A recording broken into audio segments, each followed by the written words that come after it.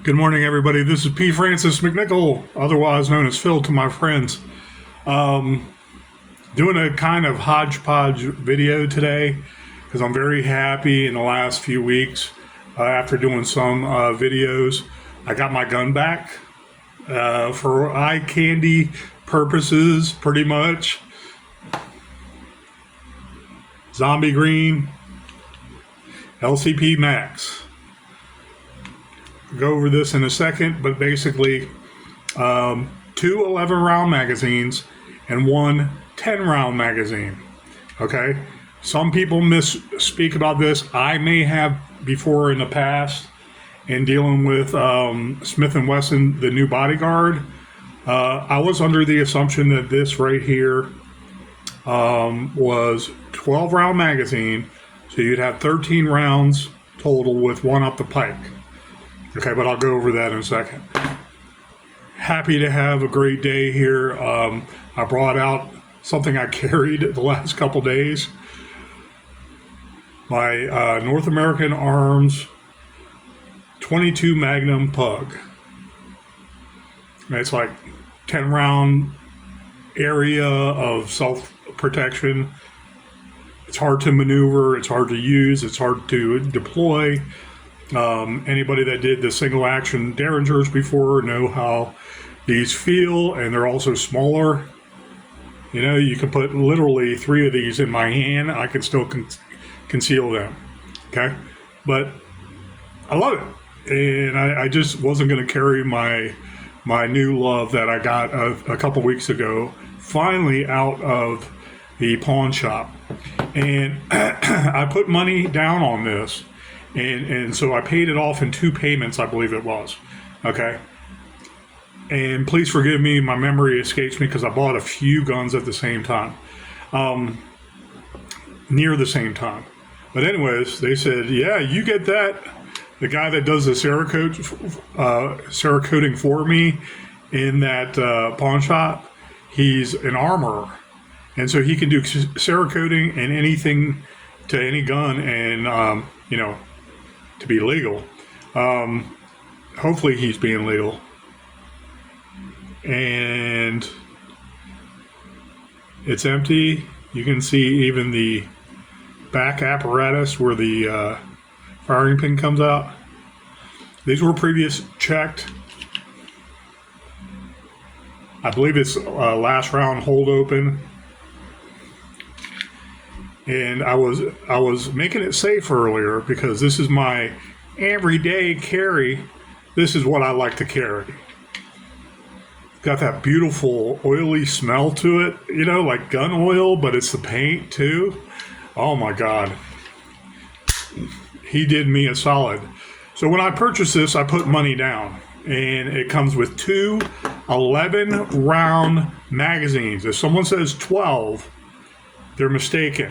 If they say 10, they're mistaken.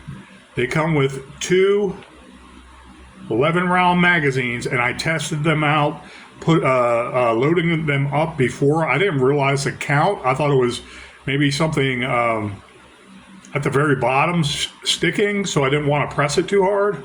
And then I tried them in both of them. I was like, yeah, okay, let me do a double count. 12 rounds total with this extra finger extension right here. Okay, so my finger can come down below it purposefully, or I can get my big hands, I can get my whole hand around the grip. Okay, he Cerakoted that bad boy. This replaces the gun that's out there in the middle of Prince William County somewhere. That was my Kel-Tec P3AT, and I test fired that one before, and I loved the feel because it didn't have that LCP snap to the side. With my hands and shooting it, it's like tsh, tsh, tsh. So as I'm shooting, okay, if I can point in a safe direction, it's going this way. It's not even going this, it's going like this, sideways. And I'm like, man, that's got some snap to it. All the LCPs, for being as light as they are, have a lot of snap to them. But that sideways snap, I wasn't used to. So This is a 3-inch barrel. Velocities, if you look it up online, Wikipedia is good for average velocities and the differences of some and others, and they give you some, kind of wide range.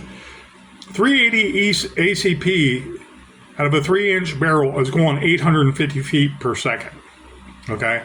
If you have some better rounds and I want to say higher, faster charge gunpowder, and the manufacturer lets you know the average velocities on the side of the box, then you have a good idea what their ranges are. Like a plus P 380, possibly getting 1,100 feet per second. That's a good round that is up there with the 9 millimeters, the lesser of the 9 millimeters. Okay, so if you have a shorter barrel, you're getting some punch. Okay, you're getting some bang for the buck, where you want incapacitation with that velocity. Higher speeds, round bullet, it's a 9 millimeter bullet, basically a 38. All those technicalities, try to figure it out yourself, but know some parameters you're dealing with. Basic 380, 850 feet per second. Beautiful gun. He said, Phil, I wanted to do something special, so I wanted the black fringe and apparatus around there to give it that cool kind of texture feel, not just all green and one color. And I was like, hey, okay, sounds good to me, thank you. So it comes with 3 magazines. 2 of them are only 11 rounds. They are not 12 rounders. I don't know what the guy across the counter, this other guy that was, that's really good. And I'm like, man, I love the ACPs. I know how they feel each and every time. Every LCP I've ever shot does the same thing. When you're shooting it, it goes sideways in your hand. So I need to hold on to that gun very carefully, because it's like snapping, like it wants to snap sideways out of my hand. It gives it a weird feeling, and that's not too safe if you don't know what you're doing and you got a good handle on it. Okay. Would I like the nice undulating coming back and forth so it's nice and straight and level? Yes, because that sideways shooting is basically gonna, I want to say, make you hesitate a split second more to get on target. Okay. Jury is out with this one. Beautiful 3-inch barrels. 11 rounds in here with the extension.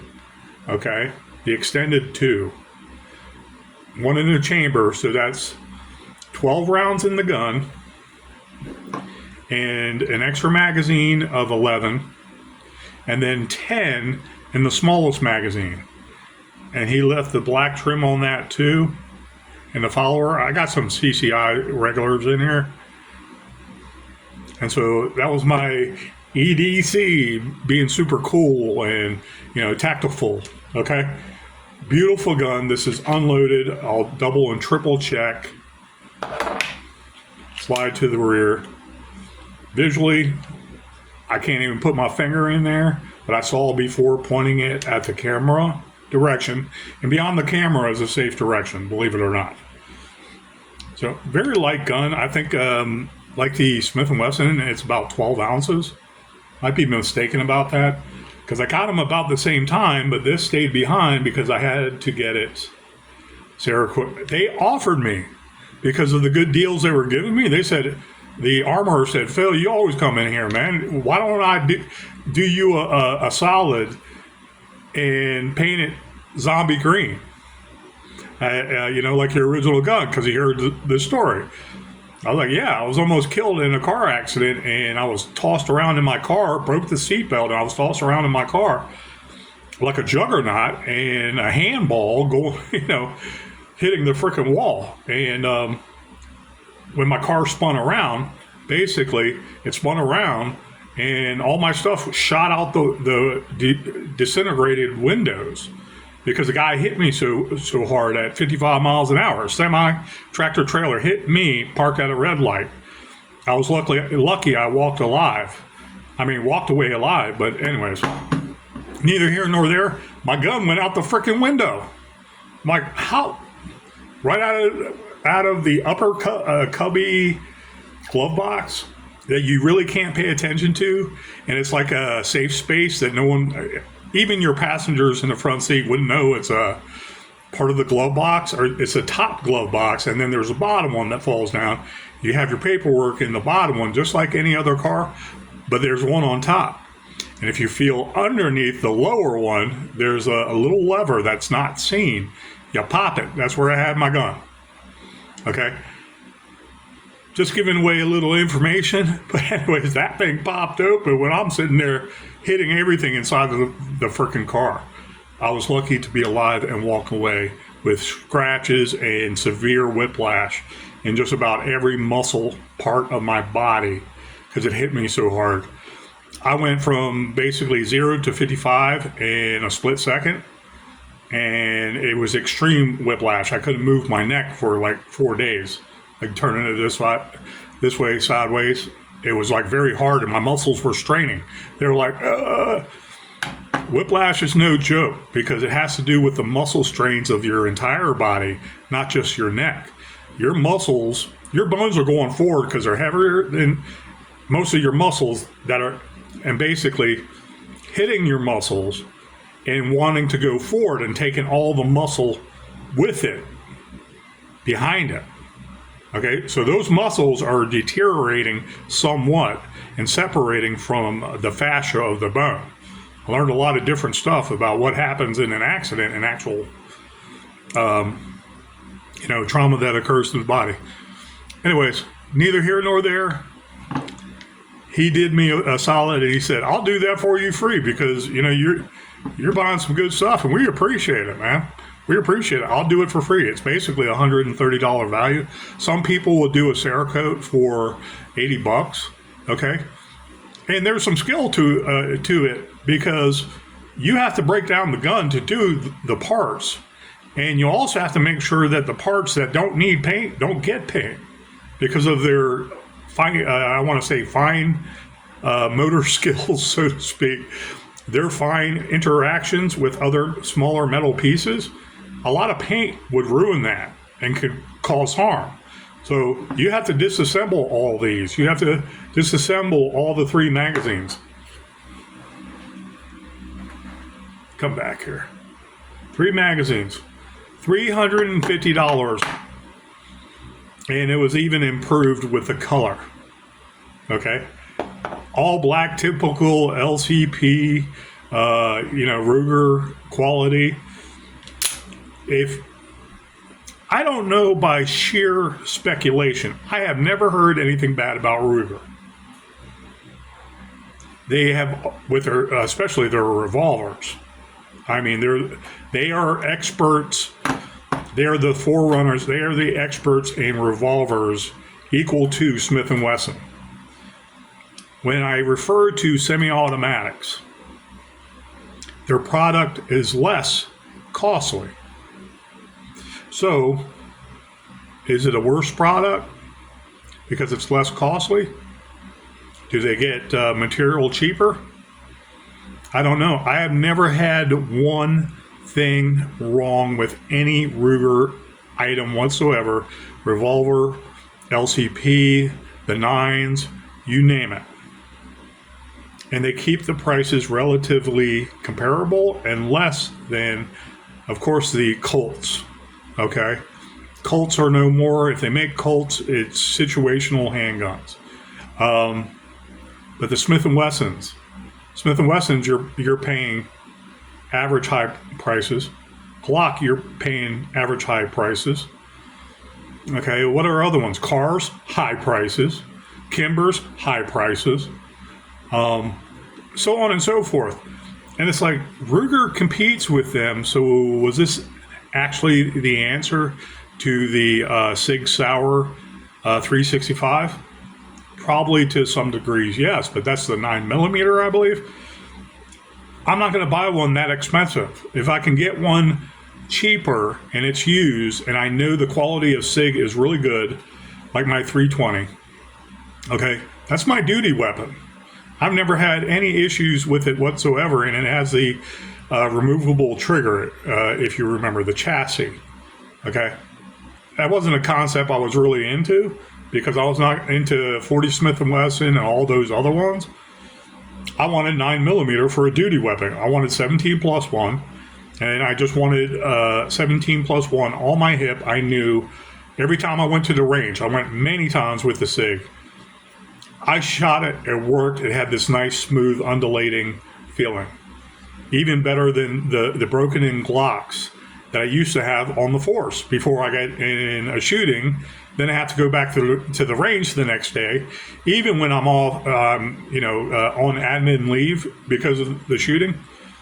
And I'm like, God dang it, man! I wish I got that gun back. But they train you in a new gun, and then they put you on leave. It's like, okay, I got to break that freaking gun in now. SIG makes great products. Okay, if you can get it used, even better. It's probably broken in, and it will probably outlast Glocks too. Do Rugers? I don't know unless I'm on the range shooting almost every day, all kinds of different guns, and always shooting my main weapon to practice with it daily and know, basically by adding up the boxes, how much is going to go through this. Okay? This is a sturdy gun, and I hope I never part with this because of the same thing that happened, like an accident, a catastrophic accident, where my car turned into a beer can, basically. Anyways, wonderful gun. So you have 12 in the gun, you have 11 in here, so that's 23, then 10. You have 33 rounds in a scheme, okay? In a scheme that could work for you. Okay, you have 12 rounds in here of 380. It's no joke. Maybe you have 50 yards of perimeter protection. Maybe you don't. If someone else has a 9mm, they're faster on the draw. It could be trouble, But maybe 25 yards, this can get you out of Dodge. I always say that. We're not here to harm people. If they're assaulting us, we're here to stop them, not kill them. We are not here looking for people out there and we're hunting them down. If someone attacks you, what is that distance of safety, or what is that perimeter you have overall protection? That's how I look at it. If someone's closer to me, they're automatically a threat, even if they didn't do anything. Because I'm keeping my eyes open, my head on a swivel.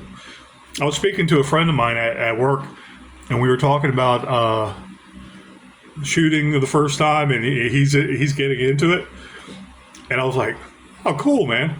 And having a coffee or a soda or something, I went on my spiel about Virginia State, and I was talking about how the certified range masters got some skill. Okay, these trainers got some skill. Well, you see the Navy SEALs and they're pulling and they're shooting and doing all this funky stuff, and that gun is an extension of their finger and how they use it. I was like, those are the badasses. Okay, I love every gun in the world, and I'm about the gun. I'm not about every shootout in the world, but I know what works. Okay, those guys are badass. You see them on YouTube, and they're going ta ta ta ta, and they're showing shooting all around them because they have that coordination with that weapon. And I said, yeah, you never seen those videos? And he's like, yeah, I think I know what you're talking about. I said, they're insane. They're only insane because they're training with it at least 8 hours a day their whole life since they were 17, 18. Maybe before that, 17, 18 in the military. Okay, so if you're training every day with your sidearm of choice, you begin to feel everything. You know how it feels in terms of the extension of your hand. Okay, you know how it feels when it goes off. You know the different parameters and how you hold your hand, how it's going to feel. You have time to practice that. It's insanely, I want to say, not unsafe. It's insanely bizarre, all the things you can do with your your handgun in a safe manner, but shoot it a different way than might be trained. Okay? Might be not so much the way the gun was designed for. It's like, yeah, okay. Now that one person that can withdraw his gun and shoot like that, God bless him, because everybody else around him is dead. You know, he's taking out multiple skilled targets, and you can hear them all bang, bang, bang, bang, bang, and then he goes behind him, bang, bang, bang, and he's doing all this funky stuff, and I'm like, oh, that's pretty cool, man. I hate to see him in an alley, and he thinks I'm robbing him, because I'm not. Anyways, philosophies of use. And I was saying, just curious, as I have my Cornelius shirt on, the night of something strange, Virginia's own horror movie, zombie horror movie. And the way you become a zombie is the zombie has sex with you. Crazy movie. Anyways, $40,000 movie to produce. And it probably cleared close to $20 million now, maybe more. But anyways, I'm trying to do movies eventually too with my books. My books are a great product out there, and I'm not trying to promote them because the publishing field is so freaking corrupt, and it's all about freaking using your vanity against you so they can keep on sucking money from you. You have a product. They want to get the product out there, but you keep on paying them money. And then you have to pay them to buy your product to sell to other people. And they make money regardless. You hardly ever make money. So if I purchase my own books from the publisher for $11 a book, just a side rant here. You know, I know all the schemes with the publishing world, and I want to go movies because I want to bring good movies to Virginia and be the next Toronto, the next New York, the next Hollywood. Okay? I want horror in Virginia like we were raised with Edgar Allan Poe, the great one, before there were any great ones. Anyways, you buy that $10 book. Let's just say $10 book. You turn around, you have to bring it to a place, maybe rent a location, maybe do it on the street and not get hassled because you don't have a seller's permit or something in public. Okay, you sell a book $5 for $15. You only make a couple sales with all these people going around, and they might not be interested in looking at you, let alone reading something you wrote. Okay, and they already have a preconception about the person selling the book. And they're like, yeah, okay, I'm not really into horror. Okay. Horror is one of the hardest genres out there to write in because a lot of people just turn a blind eye to it. Some people might be a little bit more religious, and they say, yeah, I'm not going horror because ABC, I'm a Christian, and I just don't involve myself with stuff like that. It's like, hey, that's your right. Okay, I understand. But not all horror is anti-God. Okay?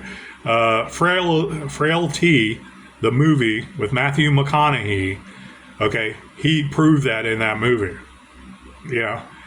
He was a killer, and he was doing it for God, and people were like, what? Okay, because he had visions. God told him to kill evil people. Just because you didn't see it and know it yet doesn't mean it doesn't happen. Anyways, so I'm going off on tangents here. I don't want to get into the writing field in particular, except for good books, and one day a traditional publisher will pick it up. Side note to that. In the meantime, stuff I keep on writing, like Trill of the Red Robin, when that is picked up by a reputable publisher and I am handsomely paid for that content that cannot be remade by nurses, by doctors. This is during COVID time now. Trill of the Red Robin, a COVID story, by senators like Senator Rand Paul, who I adore. I really like him. He's a doctor, medical doctor, and he can tell you everything about COVID bad that happened. He wrote a book about it. My book, I bet you, would supersede that in terms of the sales. I don't have the avenue as a conservative horror author. I don't have the avenue like the pundits and the news media reporting stuff. Oh, but I was there, so I'm going to write my best-selling tell-all. You know, like the Democrats are doing, CNN operatives are doing, CNN, CIA operatives are doing, oh yeah, the whole story behind Biden and his dementia. We never knew that. They knew way ahead of time, proof positive he had dementia, and they covered it up for at least 3 years. InfoWars knew he had dementia back in 2018, 2017, 2018, leading up to the election 2020. Check Alex Jones and everything he reported about sources, inside sources. InfoWars always knew he had dementia. And it's like, yeah, you guys aren't going to believe us. It's like, what the fuck? You know, he's corrupt enough. You should be able to see that, but you're not going to believe us. He has dementia. And what happened? They stole the election by so many different ways. Kemp is one way. In Georgia, we did not forget America. We did not forget. The two mom and daughter team in Atlanta stuffing the ballot boxes, and then they sue and they get all this money because someone couldn't prove that they were stuffing the ballot boxes. The videos weren't allowed because they weren't online or something. They weren't allowed in a court of law. But they went ahead and sued people that accused them, like Rudy Giuliani. It was on video. We all saw it. Just stuffing the stuff in the freaking machine when no witnesses were there. They ran everybody out. Oh, what about the broken toilet leak excuse? Proven false. Okay? We still have not got down to the bottom of Smartmatic and the voting machines. Oh, but they're going to sue because you have no proof. Yeah, they proved it with algorithms. You add up 3 votes, you would get a percentage point for Biden extra. Okay? You keep on doing that third of a percent of one vote, third of a vote adds up. 3 votes for him turns out to be 4.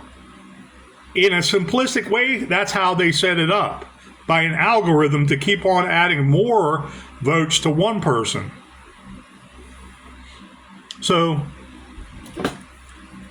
I'm sitting there thinking, Anyways, I don't have that kind of, I want to say, avenue to always be on the media and then promote my book. Does that make sense to you, America? A newscaster writing a book about the behind the scenes with Joe Biden, and it was covered up for 4 years. But they shot down, they attacked, they doxed, they banned people off the internet. These guys, these new newscasters that attack you in your own eyes,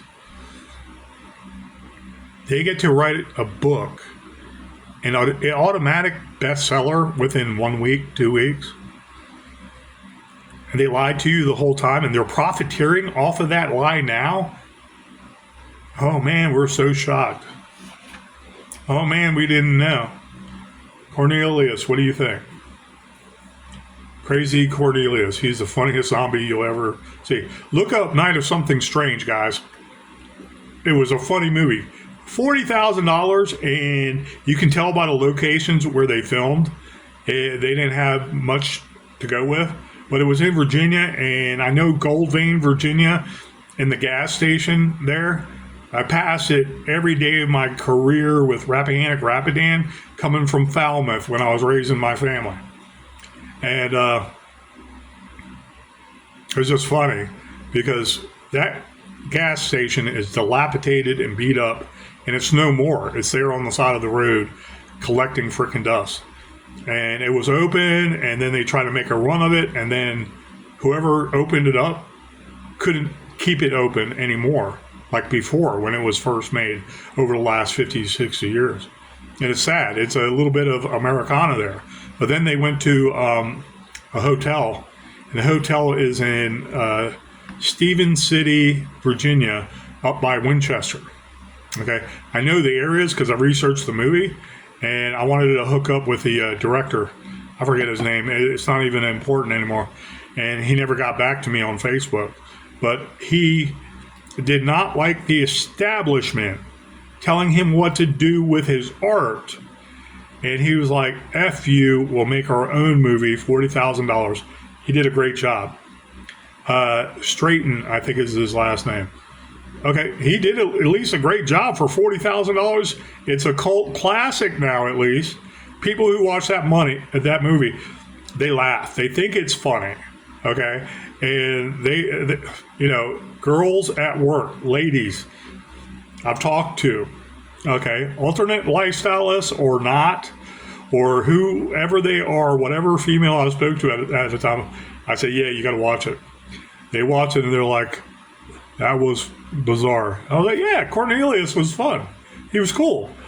He's a zombie, a horny zombie, and he went there.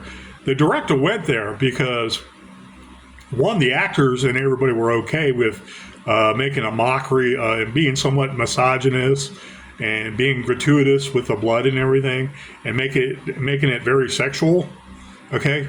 Because they don't want people to tell them how to do their art.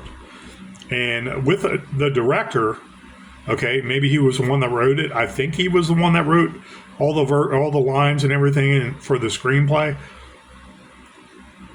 You have to have good actors and actresses. They did a great job on that. $40,000, and I hope their career really takes off beyond that, where a lot of people don't realize, oh, they were on that B-rated cult classic. Yeah, well, I don't even care about that. They have skill now, and we don't want to typecast them. They did such a great job. They should be in Hollywood getting real acting jobs. Anyways, Cornelius was fun. Cult member, classic. Buy these shirts. Look it up. You can find where these shirts are. It's pixelated, so it doesn't violate any copyright laws, I believe. But anyways, so I love this. Ruger LCP Max. Okay? And I don't have an LCP right here handy, but I just wanted to pull out something I carried the last couple days and show you the size difference. This right here, the LCP Max, is a little longer in the grip, and this slide is a little thicker than, well, it is a lot thicker than the Smith & Wesson Bodyguard. If anybody remembers those previous movies, videos, the slide of the Smith & Wesson Bodyguard is very thin. They did something really nice with that. I like the look and the setup, but it was only like, I want to say, a half an inch, if that. The very top of the Smith & Wesson Bodyguard, it was very thin. So you're not going to snag into things, okay? But also, you're not going to snag into much of this either. I love putting this in my pocket, don't get me wrong. Fully loaded. Being safe direction. Front pants pocket. Carry this around everywhere, fully loaded. There is nothing unsafe about this gun. Hand in pocket, withdrawal, everything clear, go to town. Very, very pleased with Ruger and their LCP. This takes over my tried and true Keltec P3AT, and I'm very happy for it. When you lose something that's very special to you, that 3ATP, 3-8. Anyways, it's neither here nor there. I had that Zombie Green made because I was tired of that old Keltec looking, dull, beat down a little black polymer. And the same guy did that Zombie Green for me, and I loved it. I basically left it in my pocket constantly and had peace of mind, even without a small little holster. This is very soft.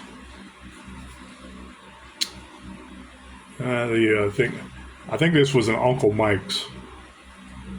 But, you know, if you're worried, put it in a small, safe, soft holster like this. And, of course, always be careful. Always know where your gun is.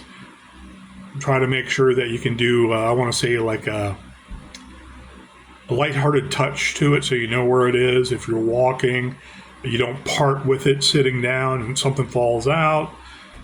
Anyways, safety concerns are paramount.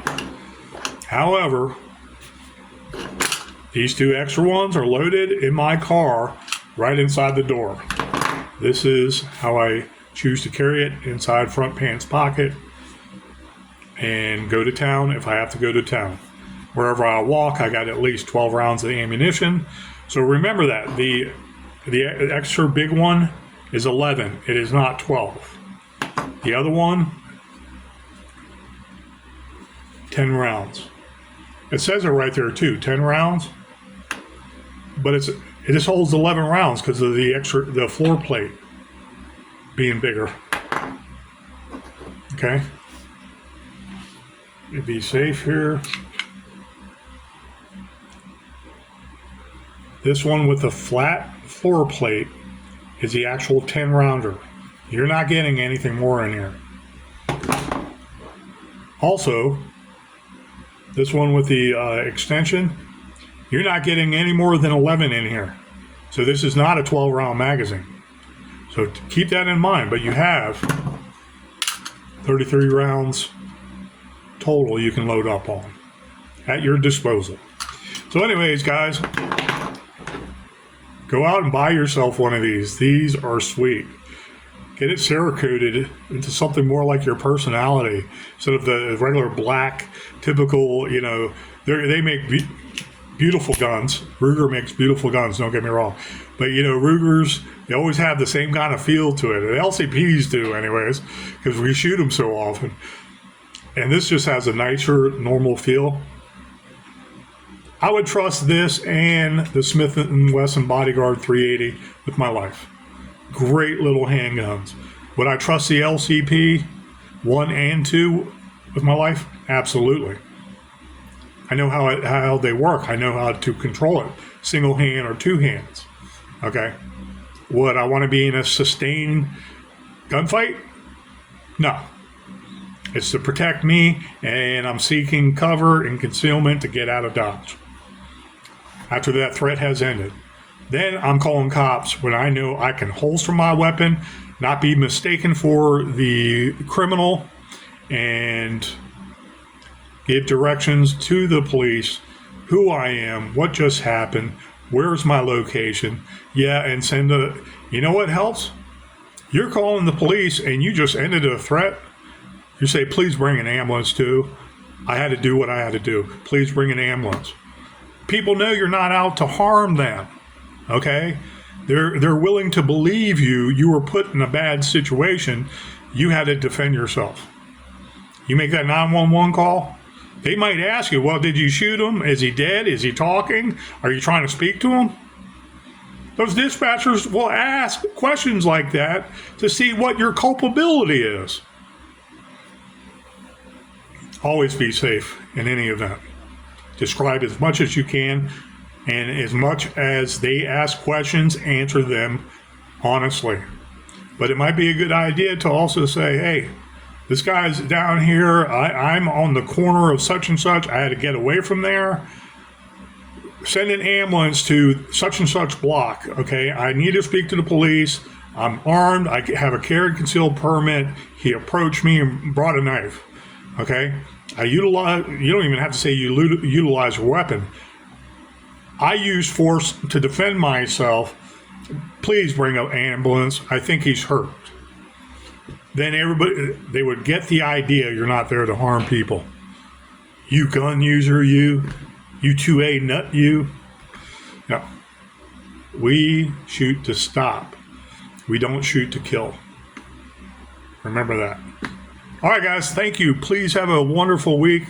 Take care of yourself, take care of your family, take care of your community, take care of your state, and take care of your God great United States. It's worth protecting.